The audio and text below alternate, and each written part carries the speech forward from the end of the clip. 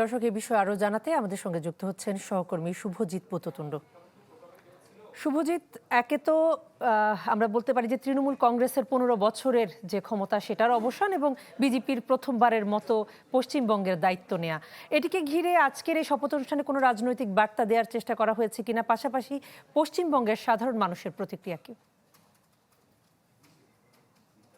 দেখুন না, প্রথমবারের মতো যেহেতু শপথ অনুষ্ঠান, সরকারি অনুষ্ঠান, রাজনৈতিক বার্তা দেওয়া সম্ভব হয়নি।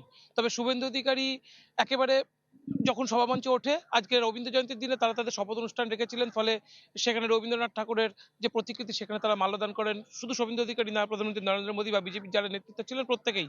কিন্তু শপথ অনুষ্ঠান শেষ হওয়ার পরে কিন্তু শুভেন্দু অধিকারী সোজা চলে গিয়েছেন জোড়াসাঁকো ঠাকুরবাড়িতে।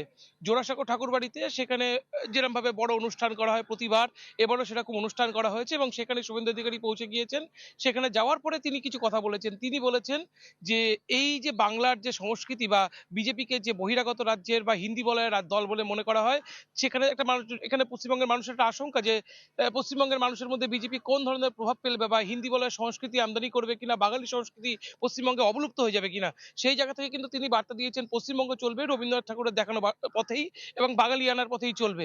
পাশাপাশি তিনি আরো কথা বলেছেন আগামী যে তার যে সরকার যে চলবে সেই সরকারের যে গতিপথ সেটা হিংসাত্মক হবে না বা কোনো দলাদলি বা রাজনৈতিকভাবে তিনি কারোর উপরে প্রতিহিংসামূলক আচরণ। ঈদ আসবে, সাথে ক্যাশব্যাকও আসবে। নিজের বা প্রিয়জনের জন্য কেনাকাটায় এবারও নগদ পেমেন্টে পাচ্ছেন দারুণ ক্যাশব্যাক। তাই যাই কিনুন, পেমেন্ট করুন নগদে।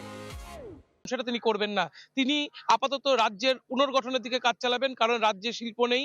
তার দাবি যে শিল্প এখানে নেই, কর্মসংস্থান নেই। আপাতত শিল্প আনবেন তিনি, কর্মসংস্থান গঠন করবেন। পাশাপাশি আজকে এই যে একেবারে জোড়াসাঁকোতে বিভিন্ন রবীন্দ্র অনুরাগী যারা উপস্থিত ছিলেন তাদের সাথেও কিন্তু তিনি জনসংযোগ করেছেন। সেখানে তাদের বিভিন্ন প্রশ্নের তিনি উত্তর দিয়েছেন, কিভাবে তিনি রাজ্যকে চালাবেন, কিভাবে তিনি রাজ্যকে দেখবেন। হয়তো আজকে যেটা মনে করা হচ্ছে আজকে দুপুরের দিকে তিনি হয়তো মহাকরণে পৌঁছাতে পারেন, কারণ মুখ্যমন্ত্রী মমতা বন্দ্যোপাধ্যায় সচিবালয় হিসেবে মহাকরণ ছেড়ে একদম গঙ্গার ওপারে নবান্নে চলে গেছিলেন হাওড়ায়। কিন্তু শুভেন্দু অধিকারী তিনি বলেছেন তিনি নবান্নে বসবেন না, তিনি পুরাতন যে সচিবালয় যেটা এই মুহূর্তে ভগ্নমারা অবস্থায় রয়েছে সেইখানে তিনি আবার বসবেন। তার যে ঘরটি সেটি আপাতত নতুন করে রিপেয়ার করা হয়েছে, সেখানেই তিনি বসবেন। হয়তো সেখানেই তার পরবর্তী যে মন্ত্রিসভার বৈঠক তিনি সেখানে তৈরি করবেন। কিন্তু এখনো পর্যন্ত পূর্ণাঙ্গ মন্ত্রিসভার যে চিত্র সেটা সামনে আসেনি। আজ 5 জন মন্ত্রী শপথ নিয়েছেন। এইবার যে আগামী যে মন্ত্রী অর্থাৎ পূর্ণাঙ্গ যে মন্ত্রিসভা প্রায় 44 জনের মন্ত্রিসভা সেটা হয়তো আগামী কিছুদিনের মধ্যে সামনে আসতে পারে এবং সেই পূর্ণাঙ্গ মন্ত্রিসভা নিয়ে আগামীকাল বা পরশু তিনি বৈঠক করবেন। সেই দিকেই কি বার্তা দেন তিনি তখন সেদিকে আমরা নজর দিয়ে রয়েছি। এবং মন্ত্রিসভায় কি চমক থাকে সেটাও নিশ্চয়ই আমরা জানতে পারবো। শুভজিৎ, আপনাকে ধন্যবাদ। শুভজিৎ পুততুণ্ড আমাদের সঙ্গে যুক্ত হয়েছেন পশ্চিমবঙ্গ থেকে।